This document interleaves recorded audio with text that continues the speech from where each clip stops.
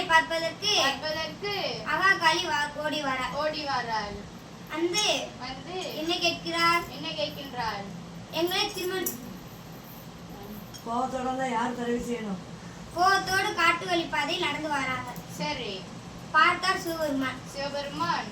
ஐயோ, வந்த உடனே திருமணம் முடித்துக் கொள்ளுங்கள் என்று கேட்பார்களே. ஆமா.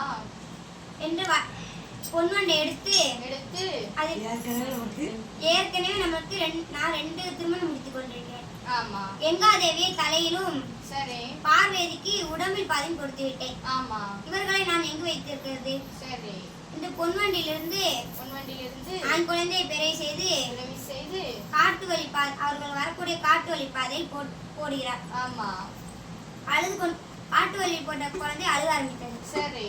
பார்த்தா காளியர்கள் அவனை தூக்கி பாலூட்டி கையில மேலைக்கு அழைத்து செல்கிறார்கள். சரி.